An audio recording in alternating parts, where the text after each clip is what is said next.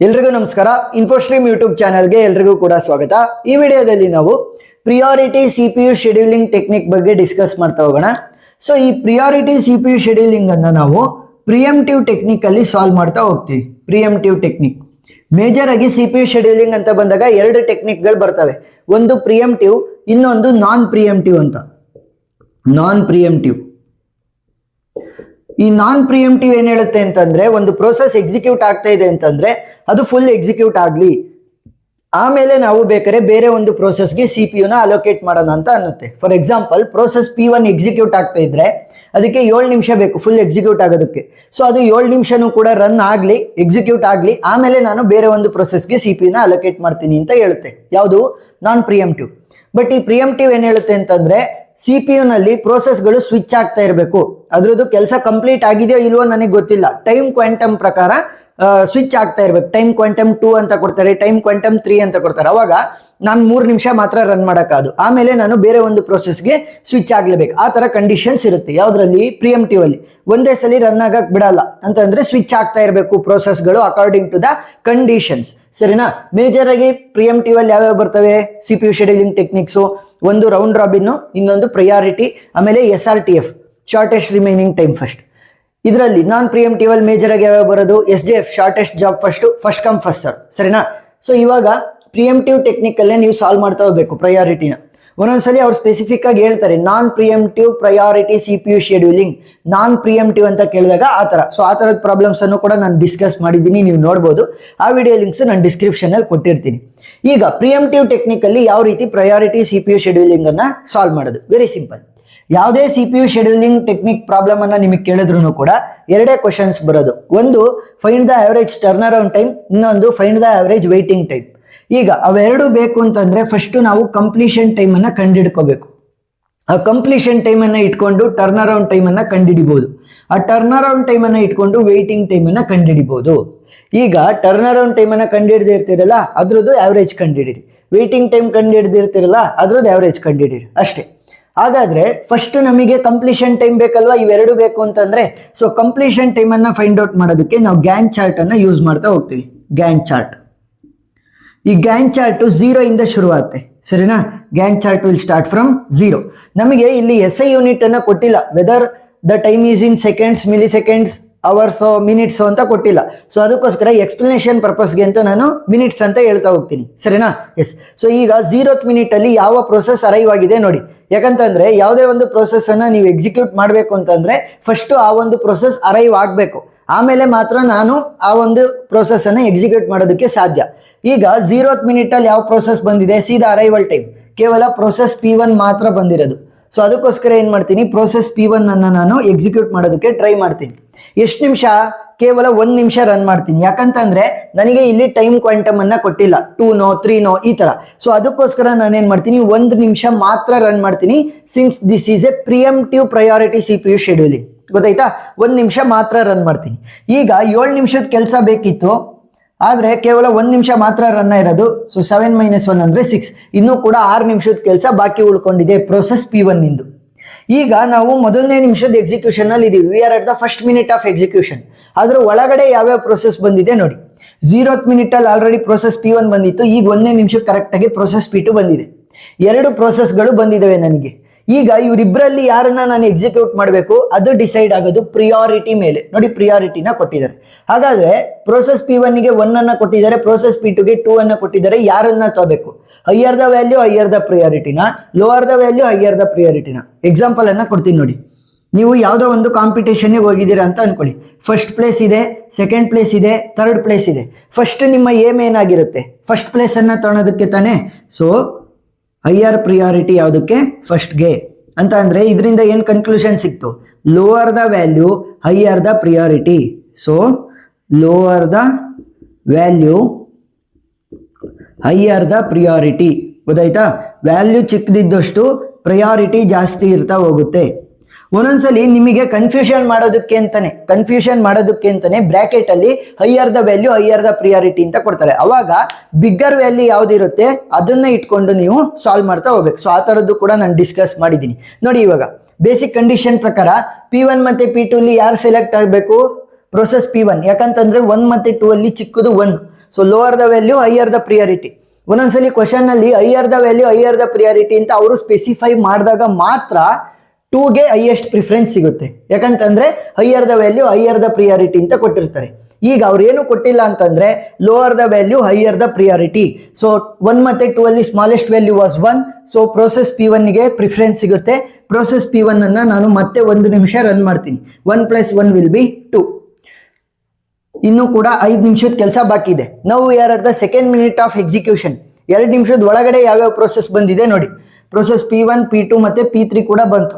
ಈಗ ಈ ಮೂರರಲ್ಲಿ ಯಾರಿಗೆ ಪ್ರಿಫರೆನ್ಸ್ ಸಿಗೋದು? Who is having the lower value ನೋಡಿ. 1 2 3 ಲೋವರ್ ವ್ಯಾಲ್ಯೂ ಯಾವುದು? 1. Lower the value higher the preference ಅಂತಂದ್ರೆ ಪ್ರಯಾರಿಟಿ. ಸೊ ಪ್ರೋಸೆಸ್ P1 ಮತ್ತೆ ರನ್ ಮಾಡಿ ಫಾರ್ 1 ಮಿನಿಟ್. ಸೊ 2 + 1 3 ಆಯಿತು. ಇನ್ನೂ ಕೂಡ 4 ನಿಮಿಷದ ಕೆಲಸ ಬಾಕಿ ಇದೆ. ನಾವು are at the third minute. 3 ನಿಮಿಷದೊಳಗಡೆ ಯಾವ್ಯಾವ ಪ್ರೋಸೆಸ್ ಬಂದಿದೆ ನೋಡಿ. ಸೊ 3 ನಿಮಿಷದೊಳಗಡೆ ಈ 4 ಪ್ರೋಸೆಸ್ಗಳು ಅರೈವ್ ಆಗಿದ್ದಾವೆ. ಸೊ ಈ 4ರಲ್ಲಿ ಯಾರಿಗೆ preference? 1 2 3 4 smaller the value higher the priority. So process P1 ಅನ್ನ ಮತ್ತೆ ಎಕ್ಸಿಕ್ಯೂಟ್ ಮಾಡಬೇಕು for 1 minute. So 3 + 1 will be 4. ಇನ್ನೂ ಕೂಡ ನಮಗೆ 3 ನಿಮಿಷದ ಕೆಲಸ ಬಾಕಿ ಉಳ್ಕೊಂಡಿದೆ. ಸರಿನಾ? 4 ಇತ್ತು, 4ರಲ್ಲಿ 1 ಹೋದ್ರೆ 3. ಈಗ 4 ನಿಮಿಷದ ಒಳಗಡೆ ಯಾವ್ಯಾವ ಪ್ರೋಸೆಸ್ ಬಂದಿದ್ದಾವೆ ನೋಡಿ. 4 ನಿಮಿಷದೊಳಗಡೆ ಎಲ್ಲಾ ಪ್ರೋಸೆಸ್ಸು ಅರೈವ್ ಆದವು. ಸೊ ಈಗ ಮೇಜರ್ ಆಗಿ ನಾವು ಸಾಲ್ವ್ ಮಾಡ್ತಾ ಹೋಗ್ಬೋದು ಈಸಿಯಾಗಿ. ಯಾಕೆ ಅಂತಂದ್ರೆ ಎಲ್ಲಾ ಪ್ರೋಸೆಸ್ಸು ಅರೈವ್ ಆಗಿದೆ. ಎಲ್ಲಾ ಪ್ರೋಸೆಸ್ಸು ಅರೈವ್ ಆದ್ಮೇಲೆ ಏನ್ ಮಾಡ್ಬೇಕು ಅಂತಂದ್ರೆ ಯಾವುದಕ್ಕೆ ಪ್ರಯಾರಿಟಿ ಜಾಸ್ತಿ ಇರುತ್ತೆ ಅದನ್ನ ಒಂದೊಂದೇ ಸಲ ರನ್ ಮಾಡ್ತಾ ಹೋಗ್ಬೇಕು. ನೋಡಿ ಇವಾಗ 4 ಪ್ರೋಸೆಸ್ ಬಂದಿದೆ 4 ನಿಮಿಷದೊಳಗಡೆ. ನೋಡಿ ಇವಾಗ 5 ಪ್ರೋಸೆಸ್ ಬಂದಿದೆ 4 ನಿಮಿಷದೊಳಗಡೆ. ಸೊ ಎಲ್ಲಾ ಪ್ರೋಸೆಸ್ಗಳು ಬಂದಿದಾವ. ಈಗ ಏನ್ ಮಾಡ್ತೀವಿ ಅಂತಂದ್ರೆ ಪ್ರಯಾರಿಟಿನ ನೋಡುವಾಗ 1 2 3 4 5 ಅಂತಂದ್ರೆ ಇದಕ್ಕೆ ಸಿಗುತ್ತೆ. ನಾನು ಇವಾಗ 1 ನಿಮಿಷ ರನ್ ಮಾಡಿದೆ ಅಂತಂದ್ರೆ ಇದ್ರದ್ದು 2 ನಿಮಿಷ ಉಳ್ಕೊಳುತ್ತೆ. ಮತ್ತೆ ಪ್ರಿಯಾರಿಟಿ 5 ಜನದಲ್ಲಿ ಇದಕ್ಕೆ ಇರೋದು. ಮತ್ತೆ 1 ನಿಮಿಷ ರನ್ ಮಾಡಿದ್ರೆ 1 ನಿಮಿಷ ಉಳ್ಕೊಳುತ್ತೆ. ಮತ್ತೆ 5 ಜನದಲ್ಲಿ ಪ್ರಿಯಾರಿಟಿ ಇರೋದು ಇದಕ್ಕೆ, ಮತ್ತೆ ರನ್ ಮಾಡ್ಬೇಕಾಗುತ್ತೆ. ಅದರ ಬದಲು ಒಂದು ಸಲಿ ಎಲ್ಲಾ ಪ್ರೋಸೆಸ್ ಅರೈವ್ ಆದ್ಮೇಲೆ ಯಾರಿಗೆ ಪ್ರಿಯಾರಿಟಿ ಜಾಸ್ತಿ ಇರುತ್ತೆ ಅವ್ರನ್ನ ಒಂದೊಂದೇ ಸಲಿ ರನ್ ಮಾಡ್ತಾ ಹೋಗ್ಬೇಕು. ಸೊ ಈಗ ಪ್ರೋಸೆಸ್ P1 ಇಂದ ಇನ್ನು 3 ನಿಮಿಷದ ಕೆಲಸ ಬಾಕಿ ಇದೆ. 4 + 3 7. ಗೊತ್ತಾಯ್ತಾ? ಸೊ ಈಗ process P1 has completed its full execution. ಯಾಕಂತಂದ್ರೆ 1 ನಿಮಿಷ ಪ್ರಿಯಾರಿಟಿ ನಿಮ್ಗೆ ಅದಕ್ಕೆ ಸಿಗ್ತಾ ಇರುತ್ತೆ. 1 ನಿಮಿಷ ಅಂತ ಮಾಡೋದ್ರ ಬದಲು ಒಂದೇ ಸಲಿ ರನ್ ಮಾಡ್ತಾ ಹೋಗ್ತೀವಿ. ಯಾವಾಗ once the all the process have arrive. ಈಗ ನೋಡಿ 7 ನಿಮಿಷದೊಳಗಡೆ ಎಲ್ಲ ಪ್ರೋಸೆಸ್ ಬಂದಿದಾವ? ಎಸ್, ಆಲ್ರೆಡಿ ಬಂದಿದ್ದು. ಈಗ ಉಳಿದಿರುವಂತ 4 ಪ್ರೋಸೆಸ್ ಅಲ್ಲಿ ಯಾರಿಗೆ ಪ್ರಿಯಾರಿಟಿ ಜಾಸ್ತಿ? 2 3 4 4 2 3 4 5. So smaller the value higher the priority. So 2ಗೆ ಸಿಗುತ್ತೆ. ಇದನ್ನ ನಾನು 1 ನಿಮಿಷ ರನ್ ಮಾಡಿದೆ ಅಂತ ಅನ್ಕೊಳ್ಳಿ. ಇನ್ನು 3 ನಿಮಿಷದ ಉಳ್ಕೊಳತ್ತಲ್ವಾ? ಸೊ ಈಗ ಈ 4ರಲ್ಲಿ ಮತ್ತೆ ಯಾರಿಗೆ ಪ್ರಿಯಾರಿಟಿ ಜಾಸ್ತಿ? ಇದಕ್ಕೆ ಪ್ರಿಯಾರಿಟಿ ಪ್ರೋಸೆಸ್ P2ಗೆ. 1 ನಿಮಿಷ ರನ್ ಮಾಡಿದ್ರೆ 2 ನಿಮಿಷ ಉಳಿತು. ಮತ್ತೆ ಯಾರಿಗೆ ಪ್ರಿಯಾರಿಟಿ ಜಾಸ್ತಿ? ಈ 4ರಲ್ಲಿ ಮತ್ತೆ ಇದಕ್ಕೆ 1 ನಿಮಿಷ ಅಂತ ರನ್ ಮಾಡೋದ್ರ ಬದಲು once all the process have arrive just run it. So 4 ನಿಮಿಷ ಬೇಕು. ಸೊ ಪ್ರೋಸೆಸ್ P2ನ 4 ನಿಮಿಷ ರನ್ ಮಾಡಿದ್ರೆ ಇಟ್ ವಿಲ್ ಬಿ 11. 7 + 4 is 11. ನಾವು process P2 completed it's full execution. ಈಗ 11 ನಿಮಿಷದೊಳಗಡೆ ಉಳಿದಿರುವಂತ 3 ಪ್ರೋಸೆಸ್ ಆಲ್ರೆಡಿ ಅರೈವ್ ಆಗಿದ್ದಾವೆ. 3 4 5. So smaller the value higher the priority. Process P3ನ ರನ್ ಮಾಡಬೇಕು. ಎಷ್ಟು ನಿಮಿಷ ರನ್ ಮಾಡ್ತೀನಿ ಪ್ರೋಸೆಸ್ P3ನ? P3 ಫುಲ್ ಎಕ್ಸಿಕ್ಯೂಟ್ ಆಗೋದಕ್ಕೆ 1 ನಿಮಿಷ ಸಾಕು. ಸೊ 1 ನಿಮಿಷ ಮಾತ್ರ ರನ್ ಮಾಡ್ತೀನಿ. 11 + 1 ವಿಲ್ ಬಿ 12. ನೆಕ್ಸ್ಟ್ ಇನ್ನ 2 ಪ್ರೋಸೆಸ್ ಉಳಿದಿರೋದು. ಅವೆರಡು ಕೂಡ 12 ನಿಮಿಷದ ಒಳಗಡೆನೆ ಬಂದಿದ್ದಾವೆ. ಸೊ 4 ಮತ್ತೆ 5 smaller the value higher the priority. So process P4 ಅನ್ನ ನಾವು ರನ್ ಮಾಡ್ತಾ ಹೋಗೋಣ. ಪ್ರೋಸೆಸ್ P4 ಫುಲ್ ಎಕ್ಸಿಕ್ಯೂಟ್ ಆಗೋದಕ್ಕೆ 4 ನಿಮಿಷ ಬೇಕು. 12 + 4 ಅಂತಂದ್ರೆ 16 ಆಯ್ತು. So process P4 completed it's full execution. 16 ನಿಮಿಷದೊಳಗಡೆ ಇನ್ನು ಉಳಿದಿರುವಂತ ಒಂದು ಪ್ರೋಸೆಸ್ ಬಂದಿದೆ, ಅದನ್ನೇ ಎಕ್ಸಿಕ್ಯೂಟ್ ಮಾಡ್ತೀನಿ. ಸೊ ಒಂದೇ ಒಂದು ಪ್ರೋಸೆಸ್ ಇದ್ರೆ ಅದನ್ನೇ ಡೈರೆಕ್ಟ್ ಆಗಿ ಎಕ್ಸಿಕ್ಯೂಟ್ ಮಾಡೋದಲ್ಲ, ಆ ತರ. ಸೊ ಬರ್ಸ್ಟ್ ಟೈಮ್ ಎಷ್ಟಿರೋದು 2 ಅಂತಂದ್ರೆ ಪ್ರೋಸೆಸ್ P5 2 ನಿಮಿಷ ಸಾಕು. 16 + 2 ವಿಲ್ ಬಿ 18. ಸರಿನಾ? ಈಗ ನಮಗೆ ಬಂದಿರುವಂತ ಆನ್ಸರ್ ಕರೆಕ್ಟೋ ಇಲ್ವೋ? ಯಾಕಂತಂದ್ರೆ ಎಲ್ಲ ಪ್ರೋಸೆಸ್ ಕೂಡ ಎಕ್ಸಿಕ್ಯೂಟ್ ಆಗಿದಾವೆ. ನಮಗೆ ಬಂದಿರುವಂತ ಆನ್ಸರ್ ಕರೆಕ್ಟೋ ಇಲ್ವೋ? ಯಾವ ರೀತಿ ಚೆಕ್ ಮಾಡೋದು? Very simple. ಬರ್ಸ್ಟ್ ಟೈಮ್ ಅನ್ನ ಆಡ್ ಮಾಡ್ತಾ ಹೋಗಿ. ಇನಿಷಿಯಲ್ ಬರ್ಸ್ಟ್ ಟೈಮ್ ಇಲ್ಲಿ ಇನಿಷಿಯಲ್ ಆಗಿ 7 ಇತ್ತು, ಇಲ್ಲಿ ಇನಿಷಿಯಲ್ ಆಗಿ 4 ಇತ್ತು. 7 + 4 ಅಂತಂದ್ರೆ 11.